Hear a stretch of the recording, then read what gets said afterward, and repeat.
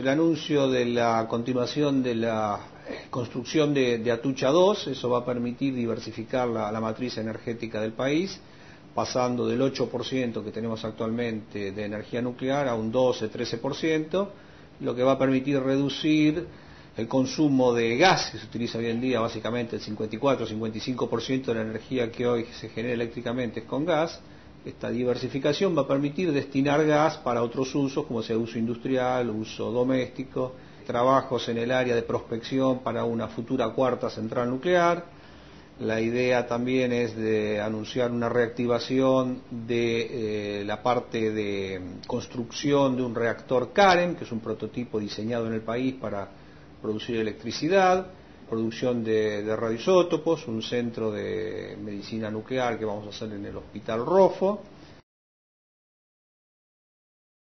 Depende del precio del combustible alternativo, el costo. En el caso argentino, porque digamos, el costo depende mucho de dónde lo haces, en el caso argentino, digamos, el estudio es que era más barato una central de gas con el precio del gas hasta más o menos $4 el millón de BTU. Por encima de $4 el millón de BTU es más barato la energía nuclear, inclusive considerando internamente los costos de desmantelar la central nuclear y de la gestión del residuo radioactivo. O sea, si hoy en día vamos a importar gas de Bolivia a $5 o más, ¿no es cierto?, el millón de BTU, la energía nuclear es perfectamente competitiva con cualquiera de las otras formas de generación eléctrica en nuestro país.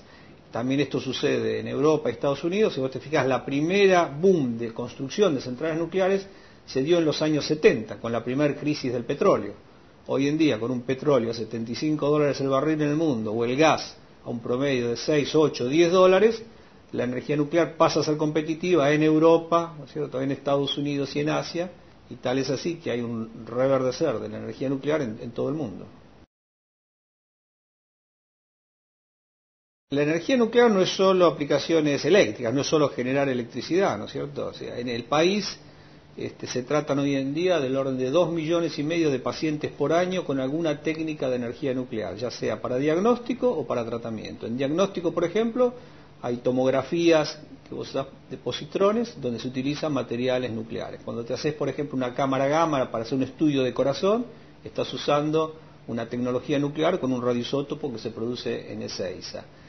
Por ejemplo, se va en este momento, entre los anuncios que estamos haciendo, es que vamos a instalar una fundación de medicina nuclear, juntamente con el Hospital Rofo y una fundación que tenemos de Escuela de Medicina Nuclear en Mendoza, que nos va a permitir instalar en el país un tomógrafo por emisión de positrones que va a ser el más moderno que va a existir en Latinoamérica. Este tomógrafo permite diagnosticar enfermedades, digamos, mucho antes de que éstas se manifiesten mediante una radiografía o mediante una tomografía común, ya que actúa a nivel de las células. Por otro lado, también somos el tercer exportador mundial de cobalto 60, que se utiliza en las famosas bombas de cobalto, la cobaltoterapia, que es para cura de cáncer. Y por otro lado, producimos autónomamente nuestros radioisótopos, que se utilizan para estudios de tiroides, de pulmón, de corazón, y exportamos también estos radioisótopos, estos insumos, a países de Latinoamérica. En el caso del cobalto, exportamos también a países del sudeste asiático. Somos el tercer exportador mundial de este radioisótopo.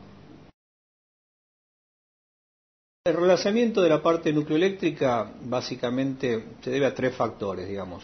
Por empezar, un factor económico, ¿no es cierto? El precio del gas a $4 el millón de BTU ya hace que sea perfectamente económica una central nuclear en nuestro país.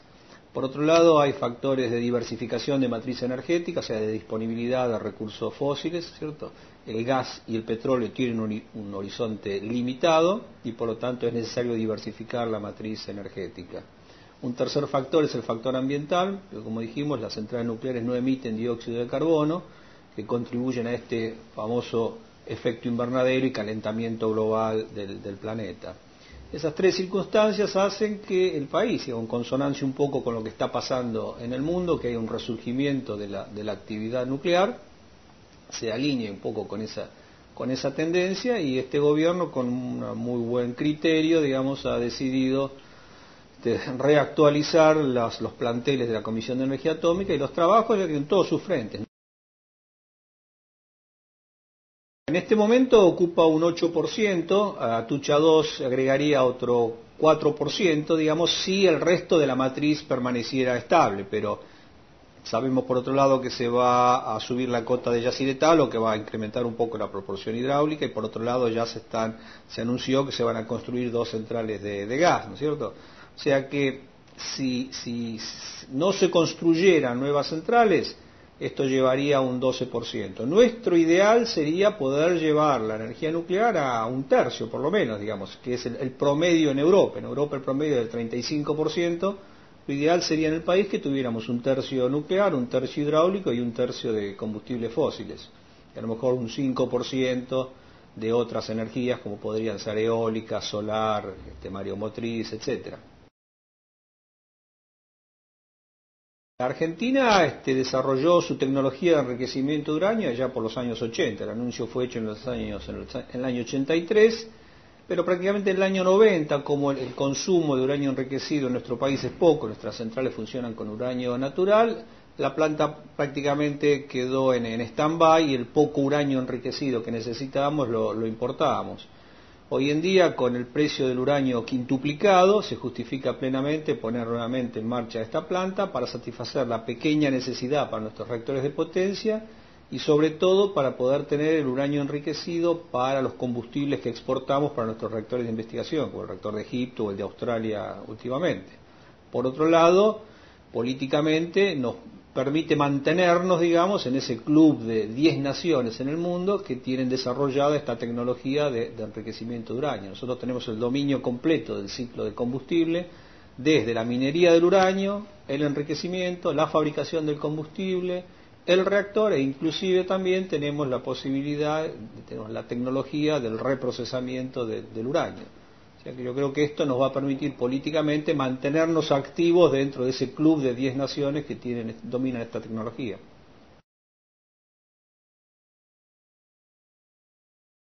Acá tenemos que distinguir entre dos tipos de agrupaciones, los que son ambientalistas sinceros, digamos, y los que son ambientalistas antinucleares, ¿no es cierto? O sea, los que son antinucleares, sea cual fuera el argumento que le demos, ellos tienen como objeto de sus campañas el oponerse a la energía nuclear. Entonces, por más que le demostremos que la energía nuclear es económicamente sustentable, es ambientalmente sustentable, nunca la van a aceptar. Entonces yo distinguiría entre los que son, digamos, de buena fe y de mala fe opositores a la energía nuclear. Lo único que uno puede decir es que en el mundo los propios ambientalistas como Moore o Lovelock, que fueron, digamos, Moore fue uno de los fundadores de Greenpeace, hoy en día están dentro de los más fervientes admiradores, digamos, o fervientes apoyadores de la energía nuclear. O sea, que los mismos ambientalistas que en un momento descreían de la energía nuclear, hoy en día aceptan que es la única fuente masiva y segura de generación de energía eléctrica no contaminante en cuanto a los productos de efecto de invernadero, lluvia ácida, etcétera, etcétera.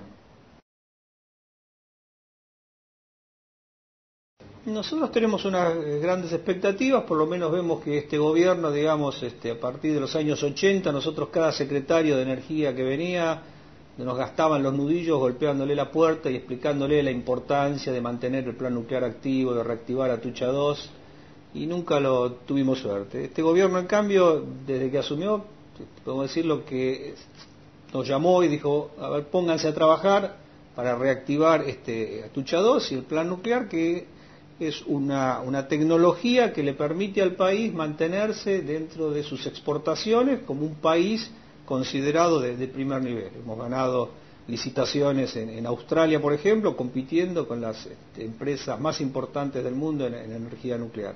Así que yo creo que esta reactivación va a permitir ponernos en carrera nuevamente, va a permitir incorporar gente joven al sistema nuclear, dado que veníamos con un promedio de edad muy alto, prácticamente de 54 años, va a permitir reorganizar la Comisión de Energía Atómica para tener esa agilidad que supo tener en los años 70-80 y retomar con impulso ese camino, digamos, de desarrollo, tanto para beneficio de las industrias locales como para agregar a la ciencia y tecnología del país.